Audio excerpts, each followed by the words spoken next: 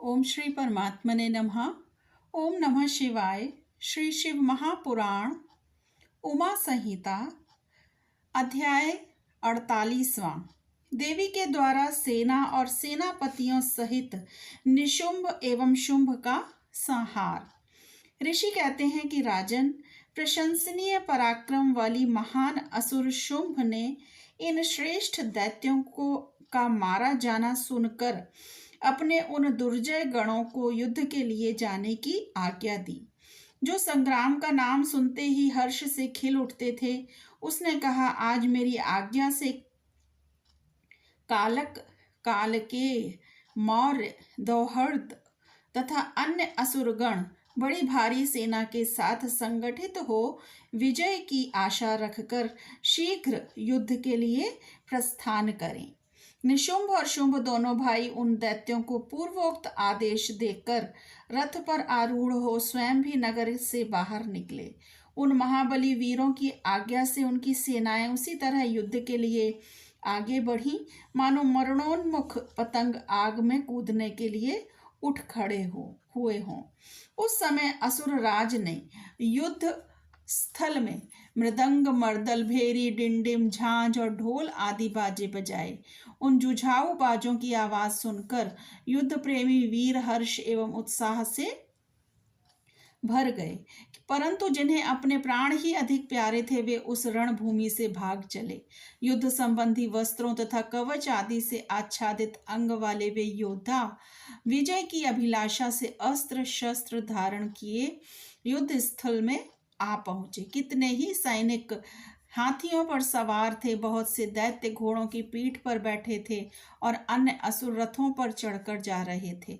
उस समय उन्हें अपने पराये की पहचान नहीं होती थी। उन्होंने असुर राज के साथ समरांगण में पहुंचकर सब ओर से युद्ध आरंभ कर दिया। बारंबार शतघ्नि तोप की आवाज होने लगी, जिसे सुनकर देवता कांप उठे।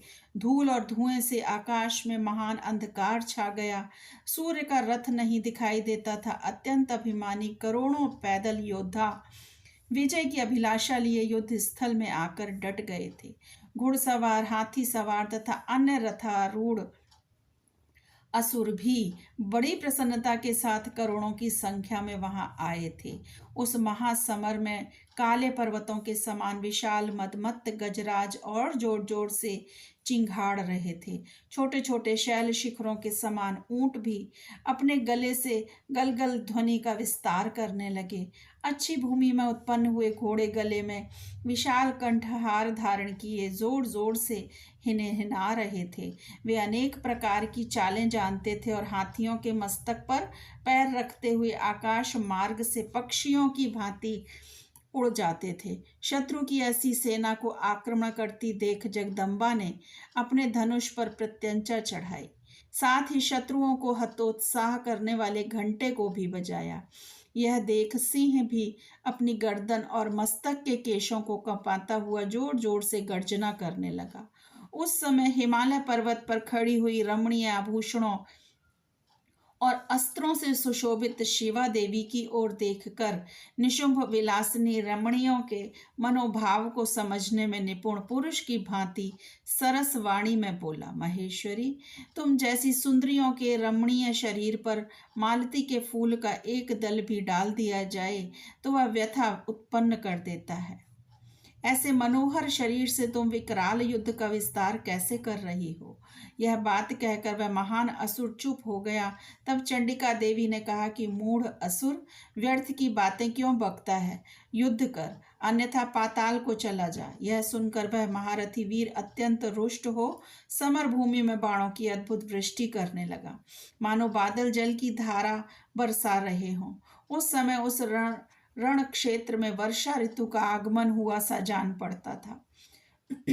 मद से उद्दत हुआ वह असुर तीखे बाण, शूल, फल से भिंदीपाल, परघी, धनुष, भुषुंडी, प्रास, क्षुरप्र तथा बड़ी बड़ी तलवारों से युद्ध करने लगा। काले पर्वतों के समान बड़े बड़े गजराज कुंभ स्थल विदीर्ण हो जाने के कारण सम्रांगण में चक्कर काटने लगे। उनकी पीठ पर फहराती हुई शुंभ निशुंभ की पताकाएं जो उड़ती हुई बालाकाओं बगुलों की पंक्तियों के समान श्वेत दिखाई देती थीं, अपने स्थान से खंडित होकर नीचे गिरने लगी। क्षक्त विक्षित शरीर वाले दैत्य पृथ्वी पर गिरकर मछलियों के समान तड़प रहे थे। गर्दन कट जाने के कारण घोड़ों के समूह बड़े भयंकर दिखाई देते थे। कालिका ने कितने ही दैत्यों को मौत के घाट उतार दिया तथा देवी के वाहन सिंह ने अन्य बहुत से असुरों को अपना आहार बना लिया। उस समय दैत्यों के मारे जाने से उस रणभूमि में रक्त की धारा बहाने वाली कितनी ही नदियां बह चली। सैनिकों के केश पानी में सेवार की भांति दिखाई देते थे और उनकी चादरें सफेद फेन का भ्रम उत्पन्न करती थीं। इस तरह घोर युद्ध होने तथा राक्षसों का महान संहार हो जाने के पश्चात देवी अंबिका ने विष में बुझे हुए तीखे बाणों द्वारा निशुंभ को मारकर धराशायी कर दिया। अपने असीम शक्तिशाली छोटे भाई के मारे जाने पर शुंभ रोष से भर गया और रथ पर बैठकर 8 भुजाओं से युक्त हो महेश्वर प्रिया अंबिका के पास गया। उसने जोर जोर से शंख बजाया और शत्रुओं का दमन करने वाले धनुष की दुस्सह टंकार ध्वनि की तथा देवी का सिंह भी अपने अयालों को हिलाता हुआ दहाड़ने लगा।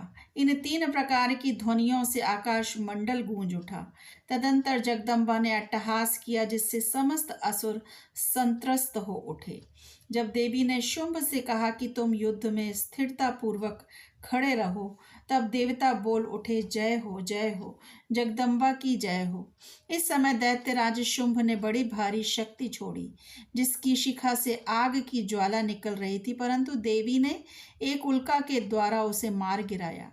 शुंभ के चलाए हुए बाणों के देवी ने और देवी के चलाए हुए बाणों के शुंभ ने सहस्त्रों टुकड़े कर दिए। तत्पश्चात चंडिका ने त्रिशूल उठाकर उस महान असुर पर आघात किया।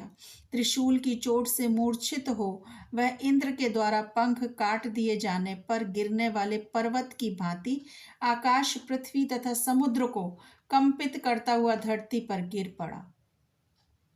तदंतर शूल के आघात से होने वाली व्यथा को सहकर उस महाबली असुर ने 10,000 भौहें धारण कर ली और देवताओं का भी नाश करने में समर्थ चक्रों द्वारा सिंह सहित महेश्वरी शिवा पर आघात करना आरंभ किया। उसके चलाए हुए चक्रों को खेल खेल में ही विदीर्ण करके देवी ने त्रिशूल उठाया और उस पर असुर पर घातक प्रहार किया। शिवा के लोक पावन पाणी पंकज से मृत्यु को प्राप्त होकर वे दोनों असुर परम पद के भागी हुए। उस महापराक्रमी निशुंभ और भयानक बलशाली शुंभ के मारे जाने पर समस्त दैत्य पाताल में घुस गए। अन्य बहुत से असुरों को काली और सिंह आदि ने खा लिया तथा शेष दैत्य भय से व्याकुल हो 10 दिशाओं में भाग गए। नदियों का जल स्वच्छ हो गया, वे ठीक मार्ग से बहने लगीं। मंद मंद वायु बहने लगी जिसका स्पर्श सुखद प्रतीत होता था। आकाश निर्मल हो गया। देवताओं और ब्रह्मर्षियों ने फिर यज्ञ आदि आरंभ कर दिए। इंद्र आदि सब देवता सुखी हो गए। प्रभो, दैत्यराज के वध प्रसंग से युक्त इस परम पवित्र उमा चरित्र का जो श्रद्धा पूर्वक बारंबार श्रवण या पाठ करता है, वह इस लोक में देव दुर्लभ भोगों का उपभोग करके परलोक में महामाया के प्रसाद से उमा धाम को जाता है।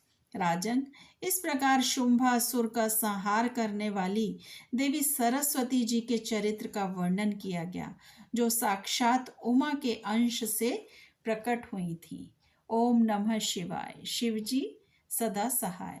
यदि आपको मेरा चैनल और मेरी वीडियोस पसंद हैं तो मेरे चैनल को सब्सक्राइब करें और वीडियोस को लाइक और शेयर करें।